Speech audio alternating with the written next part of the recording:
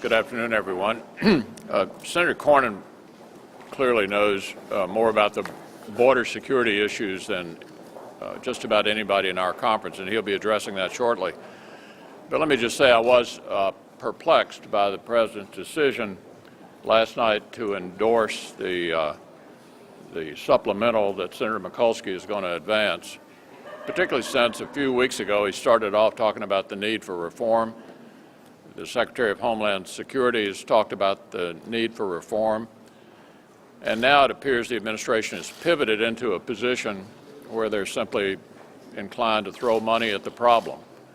Hopefully the House will be able to pass a more responsible bill directed at actually solving the problem of unaccompanied minors coming to the U.S. Let me just touch on one other issue before turning to Senator Cornyn. I'm optimistic, and the majority leader may have said this to you a few moments ago, that we'll be able to split off the Iron Dome funding and deal with that separately this week. I think it is important to stand with the Israelis. Let me just say, I think we should not be trying to push them in to a ceasefire that doesn't work for them. They have a serious security threat from Hamas. Hamas, as the Prime Minister of Israel, I thought very skillfully outlined it, uses civilians to protect their missiles while Israel uses the Iron Dome to protect their civilians. There's no moral equivalency here. You can understand why the Israelis feel they need to solve this problem with military action, because nothing else has worked. And I think it would be a bad mistake for the United States to try to, in effect, bully our allies, the Israelis, into backing down and not finishing the job of trying to secure their country from this terrorist group. With that, let me turn to Senator Cornyn. Well, on the border crisis, here's where I think we are.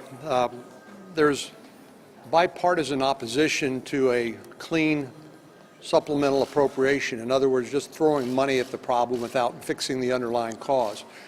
And there is a bipartisan support, it seems to me, for tweaking the 2008 law that's been identified by Secretary Johnson and others, in effect that would treat all children who come to the United States unaccompanied exactly the same way we currently treat children from Mexico. Well, the majority leader has said that he doesn't like the proposal that Congressman Cuellar and I have proposed, which is now being considered for inclusion in the House bill, but if he doesn't like that, I ask where his solution is. You know, the course we're on is one that guarantees that this problem will continue to get worse, not better. We actually know on a bipartisan basis what we need to do in order to solve the problem and to give the Department of Homeland Security the additional resources they need. And the decision is entirely up to Majority Leader Reid whether he will allow a vote on the House proposal that will come over to us probably by Thursday, or whether he will guarantee failure and that the problem will just continue to get worse. This morning, the Washington Post noted that the administration, the President in particular, is facing a real crisis in competence. And in fact, it pointed out that it's much worse than it looks. And it cited a CNN survey released on Sunday in which the President was described by 57% of the people as not being able to effectively manage the government. So we're 6 years into the President's term, and instead of dealing with the crises that are in front of us on the border, the impacts that Obamacare has had on the economy, the conflicts that we're seeing around the world, Ukraine and Israel, places like that, the President is going to a lot of fundraisers. In fact, so many fundraisers, he's already well surpassed the rate from the previous administration. The President's attending his 393rd fundraiser. President Bush, in 2 entire terms of office, attended 318. So the President's got 2.5 years to go, and he's well beyond that pace. But what it demonstrates, I think, is that he's completely detached and disengaged on the issues that are important to the country and important to the American people. And I hope that he will start to focus on those issues and those challenges, work with us in a constructive way to try and make the world and our country a safer place and a more prosperous place. And the way in which to do that isn't to be trotting all over the place doing fundraisers, but here in Washington, D.C., doing the hard work, working with people on both sides of the aisle who have a sincere interest in fixing things and solving problems. The President, I think, would be well advised to change his course and do that, and I hope that he will. And over the next several weeks, I expect the President to be blaming Republicans for inaction here in the Senate. But if he wants to talk about where that blame lies, it lies with the majority leader who sets the tone and the schedule in the United States Senate. The House has passed many jobs bills.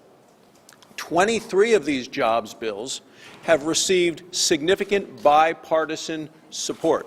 At least 18 Democrats have voted along with Republicans to pass these bipartisan bills that will get people in this country back to work. These are bills on issues of education, on energy, on health care, on eliminating red tape. Now, we haven't been able to vote on very much in the United States Senate. Of about the 2,000 amendments introduced since a year ago, there have been about 20 votes total, and Republicans have more votes than Democrats. So Harry Reid isn't even allowing the Democrats to vote on their own proposals. The Republican Policy Committee came out with a list of 10 bills today that I believe could pass the Senate today, bipartisan bills, to get America back to work if President Obama called on Harry Reid and Harry Reid agreed to allow votes to be taken. It's time to get America back to work. Well, Kansas City is a great place to visit, so I have no criticism of anybody who wants to visit Kansas City. I would think the timing could have been a little bit better with a VA bill to be completed, a transportation bill to be completed, the border issue. The President's got the traveling and campaigning part of the job down just right. It's the managing part of the job and getting things done part of the job that appear to be a big question. Of course, he was at the border a few weeks ago for a fundraiser, and since he doesn't believe in photo ops, wasn't going to go to the border, so I'm sure there'll be no photo ops in Kansas City. The 3 or 4 people that have written letters to the President saying, you've helped me, your administration's helped me, now there are about 10 million people between Kansas and Missouri, so 3 or 4 letters, that might be about right. But he's having dinner with them, maybe a game of pool or two. But this would be a great time to be trying to solve these problems. Presidential leadership does matter. It'd be nice to have some. Jeff? We go back home to Kentucky and trying to explain to voters why the immigration crisis was not addressed. How do you do that? And is this Congress just completely unable to function at this point? Well, if you look at the last 6 years, the President and his people, I think, believe they got just about everything they wanted legislatively the first 2 years. The last 4 years, as others have pointed out, the Senate has been a place to prevent things from happening. The Senate majority did not want the President to be challenged on anything, which of course leaves him free to pursue his agenda through the bureaucracy, all of whom work for him. I believe the President's vetoed 2 bills, 2 minor bills, because of some technical glitches. Other than that, I think it is the case the President hadn't vetoed a bill in 6 years. Now, the reason for that, of course, is the dysfunctional Senate, which, as others have pointed out, refuses to act on almost everything. And, of course, that serves the President's purpose because it gives him a Congress to run against, and it gives him the freedom of his bureaucrats to pursue his agenda largely unimpeded by the kind of restrictions on the spending process that Congress would normally write into appropriation bills if they ever passed them. So I'm perfectly content discussing with my constituents the problem. The problem is the Democratic Senate.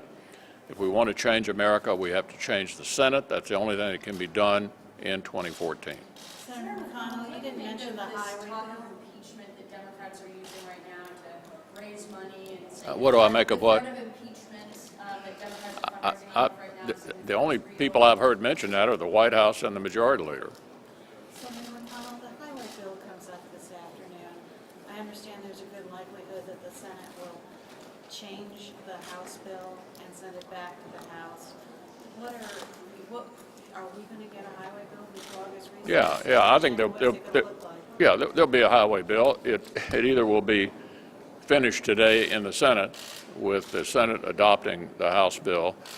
Or I believe the Speaker's made it clear that if it goes back to the House, it'll come back over here the way the House passed it the first time. But in any event, we will have a highway measure pass here before the end of the week. Senator McCollum, do you think Yeah. it's necessary, absolutely necessary, to do something about the migrant crisis before the recess? John, you want to? Well, there's certainly a need. Secretary Johnson told me this morning that unless he gets some of this emergency supplemental, he's basically going to run out of money, and he's going to be forced to radically reprogram other money within the Department of Homeland Security. But that's if that happens, it's a crisis, again, of the Majority Leader's own making. We're perfectly happy to take up the House proposal, which commits $659 billion, at least as currently proposed, along with the reforms that will actually solve the problem. So we have a bipartisan solution to a humanitarian crisis, and the only one who can say whether we are going to react in a positive way or not is the Majority Leader, so it's really up to him. Should any money be approved without reforming the 2008 law? I think it would be a mistake just to throw more money at the problem without solving the root cause. As we've seen, the numbers of the unaccompanied children coming across the border have continued to escalate and indeed almost double in recent years. The projection is that it could reach as high as 90,000 this year, could be as high as 145,000 next year. So we need to solve the problem, and we can do it this week. Okay, thanks.